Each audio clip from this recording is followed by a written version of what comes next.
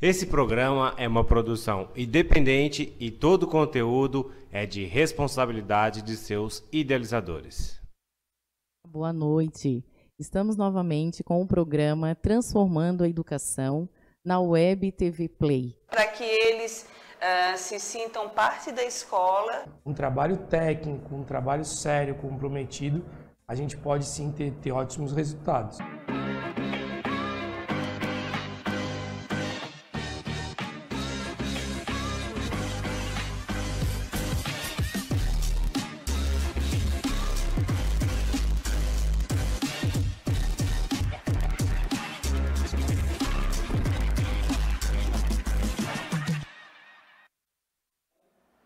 Olá, boa noite. Estamos aqui mais uma vez no programa Transformando a Educação na Web TV Play. E hoje eu tenho a alegria de receber a Adriana Silva. Ela é doutora pela Unicamp, pedagoga e professora e colaboradora na UDESC. Olá, Adriana, tudo bem? Seja bem-vinda. Olá. Obrigada pelo convite. É um prazer estar aqui com vocês. Gente, eu estou muito contente, muito feliz em estar recebendo a Adriana hoje aqui, porque ela é uma pesquisadora da infância.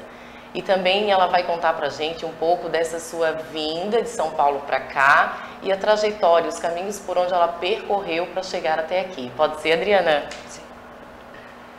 Bom, queria novamente agradecer o convite, soube do programa e parabenizo a Sheila, idealizadora dessa proposta, porque tratar dos temas da transformação da educação é uma constante, né? Estamos o tempo todo nesse processo.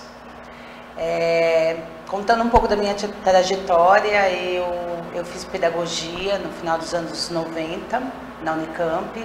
Eu nasci em São Paulo e vivo em Florianópolis há 7 anos. E eu tive a oportunidade de vir para Florianópolis para fazer um concurso na UFSC, que até agora não se efetivou, mas eu tenho atuado como professora colaboradora, tanto na UFSC como na UDESC e também na Rede Municipal de Ensino de Florianópolis.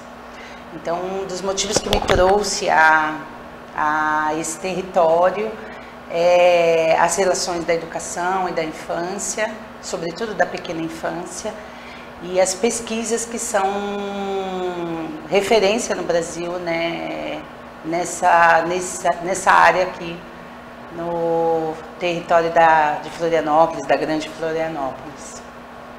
Joia, Adriana. E eu gostaria de saber, além de todo o seu currículo, a gente percebe também que você tem a formação com professores, né? E quais as práticas desenvolvidas nessa formação? Uma das grandes alegrias, assim, de ter vindo me estabelecer aqui em Florianópolis foi a oportunidade de atuar na formação de professores. Eu já atuava na formação de professores no contexto do interior de São Paulo, a partir da minha experiência como pesquisadora, sobretudo ligado ao meu grupo de pesquisa, que é o GPDisc Culturas Infantis, que é um grupo de estudos e pesquisas na área da educação e da infância, ligado à Faculdade de Educação da Unicamp, que tem uma trajetória, uma história de formação de professoras, né? Ligados às redes municipais da região de Campinas e em torno. Então, quando eu vim para cá, logo eu tive a oportunidade de atuar na formação continuada, tanto em Florianópolis quanto em São José. E esse grupo de pesquisa, da onde eu fiz minha formação, é um grupo ligado às ciências sociais aplicadas à educação. Então, a nossa perspectiva teórica é muito de pensar os coletivos infantis, né? De pensar a partir da sociologia da infância, da antropologia, né? Pensar a partir dos estudos sociais a infância como uma categoria histórica, né? E cultural que vem sendo um desafio para a educação contemporânea, né? A gente percebe essa questão, é interessante quando falas dessas questões sociais da infância. A gente percebe que a infância não é mais a mesma, né, Adriana? E tu, como estudiosa dessa área, quais são, assim, os critérios ou os que tu poderias estar nos orientando quem está nos assistindo, porque a gente percebe que as crianças, elas estão mais motivadas, elas vêm com uma energia, elas vêm com um gás. E eu vou fazer várias perguntas, gente, em uma só, porque eu estou bem ansiosa. Vou tentar responder. Assim, a sociedade, ela está tendo, né, as modificações já aconteceram. E nós, enquanto educadores, a gente está preparado? A criança, ela está diferente, e como lidar com toda essa mudança, com todas essas questões? Uma chave para esse desafio, né, que a infância nos coloca, que as crianças nos incitam, né, a como pensar a educação dessa infância, dessas crianças. Pensar que elas estão em movimento, a infância é uma categoria histórico-cultural. Sim. E nós também. Então, como que nós nos colocamos nesse processo de transformação e de movimento? Então, a pedagogia, tradicionalmente, ela tende a ter uma certa resistência a esses processos de transformação e de mudança. Ou seja, por seu processo histórico muito voltado aos cânones, né? A como que a gente tem uma relação muito adultocêntrica e autoritária em relação à produção do conhecimento, né? Então, é uma perspectiva de que nós ensinamos as crianças, não de também aprendermos com elas, né? Então, eu acho que um movimento, eu penso, né, acredito e defendo, de como podemos aprender com as crianças, de como podemos estabelecer uma comunicação, um diálogo e uma interlocução com as culturas que as crianças produzem, sobretudo nos contextos educativos, que é muito diferente dos contextos privados da família, que também está sempre sendo revista, né? A forma como as famílias se relacionam com as crianças. Sim. E assim, tu terias uma sugestão de como a gente poderia estar trabalhando também com as famílias, porque às vezes a gente percebe que o professor, ele tem uma fala, a instituição tem uma fala, né? Na formação a gente também, né? Você que trabalha com a formação de professores, eu tive o prazer de participar de uma formação com a Adriana e foi inesquecível. Então a gente tem todo um suporte teórico, prático, e quando a gente esbarra na questão da família, às vezes acontece um enfrentamento, né? Como a gente poderia lidar melhor com essas questões? A gente sabe que já existem muitas unidades, né, muitas escolas que tentam fazer, né, a junção creche-família, ou escola e família, enfim, mas ainda existem muitos entraves nessa questão. Terias alguma sugestão para estar trazendo ainda mais essa família para dentro da escola? Eu acredito que, assim, a questão da família, o primeiro ponto é entender, são famílias, né? Muito diversas. Sim. E em arranjos muito complexos. E que atualmente vivemos uma crise dessas organizações também, sobretudo por uma série de fatores, né? Um dos que eu venho pesquisando e pensando nesse contexto ligados à violência doméstica e os problemas que afligem boa parte das famílias, sobretudo das classes populares. Então, assim, considerando que quando eu falo da infância, quando eu penso a educação infantil, quando nós falamos mesmo dos anos iniciais, né, pensamos essa criança, a gente também pensa que essa criança tem um contexto, né, de classe, de raça, de gênero, né? Então, como é que a gente compreende essas famílias também nessa complexidade? E aí, assim, na história da educação infantil brasileira e no processo de primeira etapa da educação básica e todo esse movimento de pesquisa, né? E essas pesquisas que vão subsidiando as práticas, formando políticas, a família é um dos tripés da educação infantil, né? E a gente vem defendendo hoje que isso repercuta também na escola, porque as crianças continuam nos anos iniciais, né? Então, assim, o que nós temos defendido nas formações é de que forma que essa relação da instituição educativa e da comunidade seja parte do projeto político-pedagógico das instituições e que as instituições possam se comprometer nessa perspectiva de conhecer melhor as famílias, de utilizar a partir da observação, de um diagnóstico, estratégias para aproximar esses contextos dos seus projetos pedagógicos, né?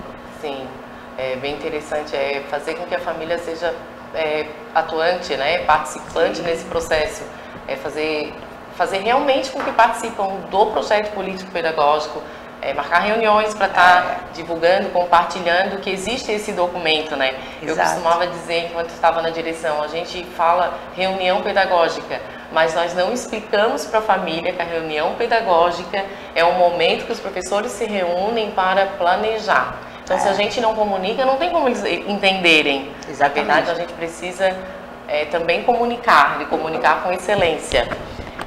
Vamos agora, Adriana, falar um pouco sobre a questão do cinema. A Adriana também tem essa formação, né? Poderia falar um pouco para a gente sobre como é que funciona? Eu fiz pedagogia, como eu disse anteriormente, e no curso de pedagogia, na faculdade que eu estudei, na Unicamp, tem um grupo muito atuante que chama Olho, que é um grupo de estudos e pesquisas audiovisuais na educação. Então, ao longo da formação, eu fui tendo muitas referências cinematográficas e quando eu terminei a graduação e resolvi continuar estudando, eu fui fazer o meu mestrado na área de cinema no Instituto de Artes, que é uma das coisas que também a gente vem assim, problematizando na formação do pedagogo, da pedagoga, na formação de professores, a questão das linguagens, né? Então, é exigido que nós trabalhemos com as linguagens, no caso com as crianças, né? E a nossa formação, ela tende a não ter esse foco e essa ênfase de pensar outras linguagens. Então, eu fui fazer o mestrado para trabalhar um pouco essa dimensão, sobretudo a partir dos processos criativos. Então, eu trabalhei com a literatura e o audiovisual e eu elegi uma autora que eu gosto muito, que é a Clarice Lispector, para trabalhar as questões ligadas aos laços de família, que é um tema que também me mobiliza muito. Não tem que você pensar a infância dissociado da família. E no caso, sobretudo das infâncias ligadas, das infâncias no contexto das classes populares, não tem como se dissociar a infância da questão da mulher, da questão das mulheres. Boa parte das crianças das classes populares são criadas pelas mulheres, sejam mães, avós, tias, né? Tem todo um contexto de mães que são responsáveis pela educação e pelo cuidado das crianças. Então, a partir desse trabalho, eu fui para o doutorado trabalhar com a infância no cinema. E aí, no recorte do doutorado, eu trabalhei com um período histórico da ditadura militar, porque eu queria filmes contemporâneos que trouxessem histórias de jovens diretores que eram crianças na ditadura militar. A ideia era trabalhar memória. Então, o cinema tem sido uma ferramenta de produção de conhecimento para mim. Então, nas formações continuadas, em geral, eu trabalho com filmes, tanto documentários como filmes de ficção, para problematizar os desafios e os dilemas da sociedade e da vida contemporânea, onde as crianças estão inseridas, né? Bom, Adriana, e tu gostarias de citar algum filme, assim, para a gente ter como embasamento teórico e até um material reflexivo, né? Eu me lembro que quando eu fiz a formação com a Adriana passou um filme, isso foi em 2015, gente. E eu nunca mais esqueci, porque ele foi um filme impactante e ele fez toda a diferença na minha trajetória enquanto pessoa. Talvez a Adriana nem saiba disso, né, Adriana? Mas assim, foi um filme muito impactante. E se a Adriana puder compartilhar algum, eu agradeço. Agradeço a Sheila a provocação, porque eu estou há algum tempo com essa pendência de também sistematizar um pouco esses filmes que eu tenho utilizado na formação e que são referências, né, para pensar algumas questões centrais, assim, dessas conexões entre classe social, raça, gênero, né, que é fundamental para a gente compreender as crianças. Então, esse filme que ela fala foi um filme que eu conheci nessa graduação através desse grupo de pesquisa chamado Olho, chama Feios, Sujos e Malvados, que é um filme de 1975, italiano, e mostra a periferia de Roma e um contexto de extrema violência, onde as crianças estão inseridas e faz parte do cotidiano das crianças, né? Então, na ocasião, quando eu trouxe o filme para as professoras, era para a gente visualizar esse contexto e também desconstruir um pouco um imaginário que nós temos em relação à Itália, que é uma das referências da pedagogia da infância. Nós temos como referência a pedagogia da infância italiana, mas ao mesmo tempo é um país que, inserido nesse sistema capitalista, produz uma série de contradições e de desigualdades e de explorações, opressões, né? Então é um filme que traz muito essa possibilidade de interlocução. Mas tem muitos filmes assim que eu tenho utilizado, sobretudo para discutir as questões ligadas à violência, que é esse tema de pesquisa que eu venho desenvolvendo atualmente. Especialmente um eu posso indicar agora, que é um que nas últimas formações eu venho trabalhando frequentemente, que é um filme que chama Quem Matou Eloá. Você lembra da história da Eloá? Não. A Eloá foi uma garota de 15 anos que foi assassinada pelo namorado. Lembro, ela passava na TV. Sim. Lembra?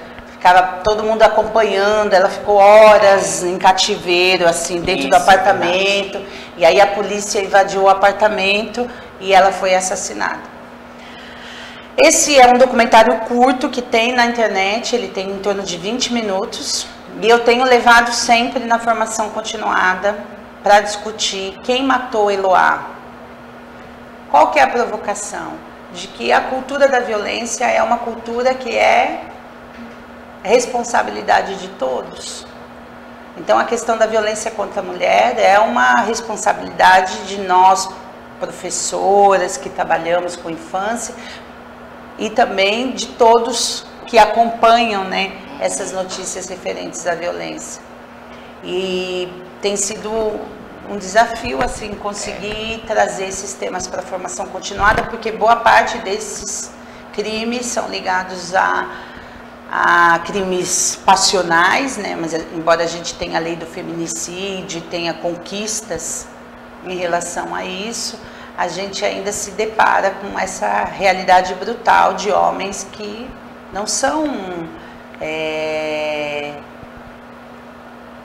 bandidos, digamos, né? Uhum. São homens que eu fico sempre questionando que passaram por nós. E tiveram, na creche, né? Sim, exatamente. Eu penso passaram por nós na escola.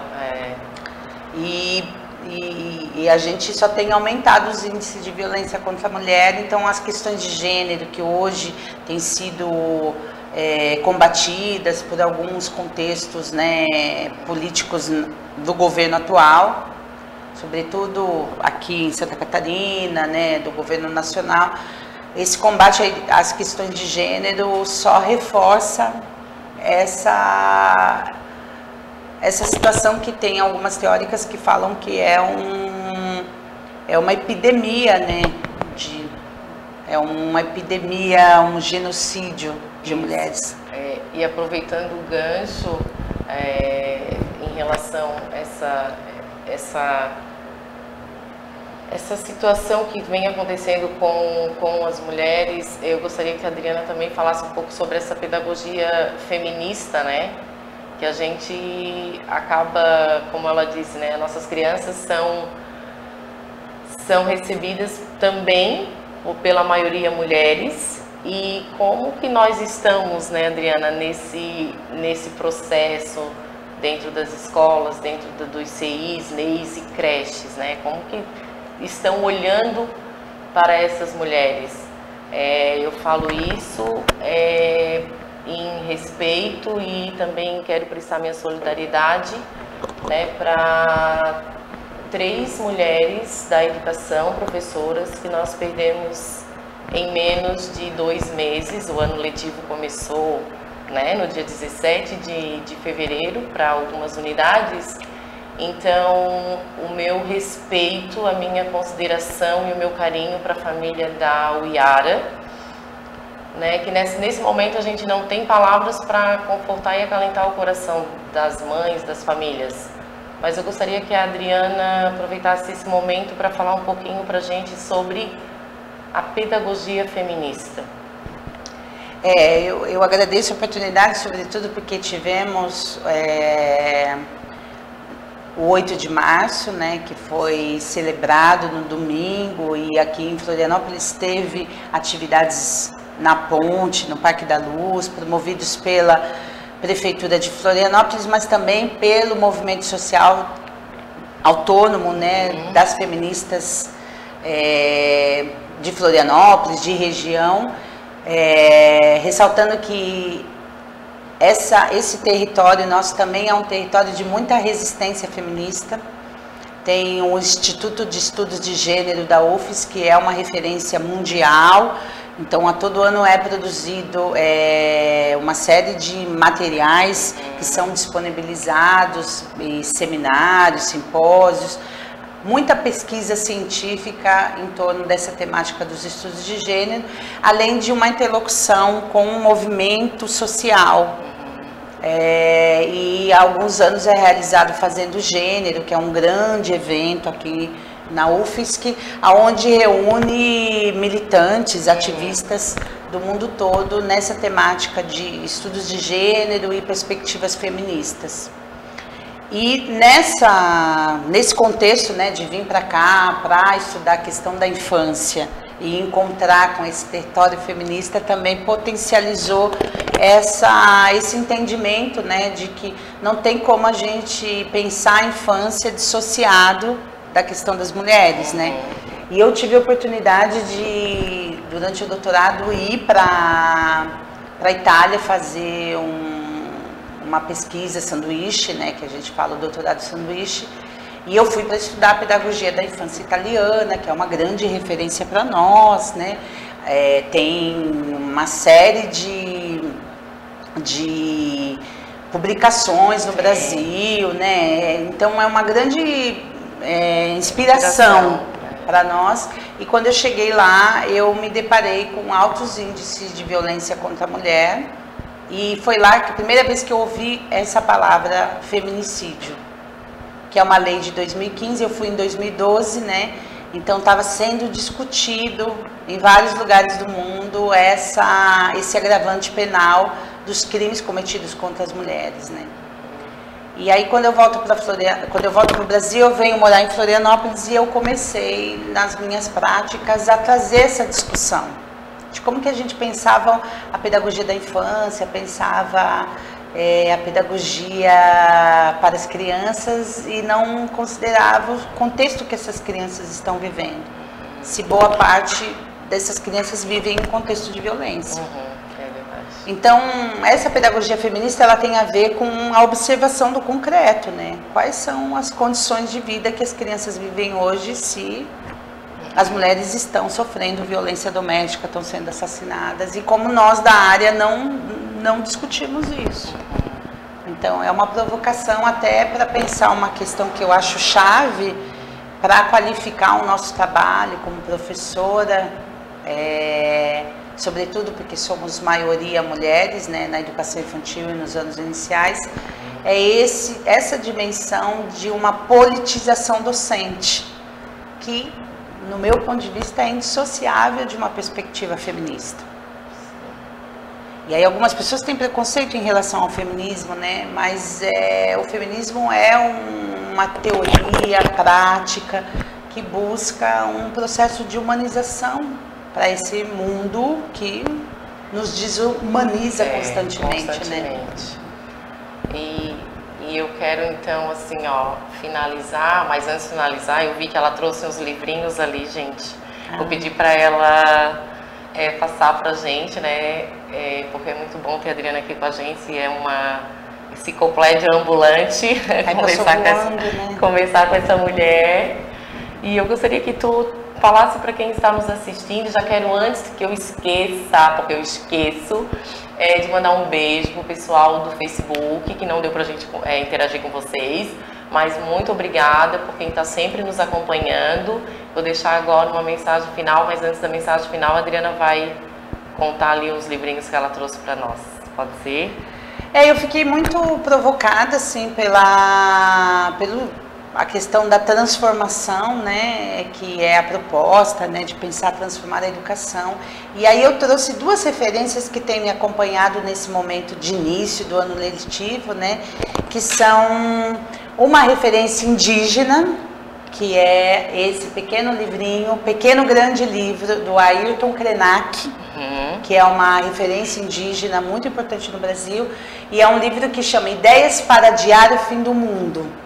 E é fácil de encontrar, e é uma reflexão que ele fala desse processo de humanização e de desumanização. Então é uma reflexão muito importante para a gente pensar quem é humano nessa sociedade que exclui, que mata, que abandona. Então é uma leitura que vale muito a pena. Então vou fazer o merchan, né?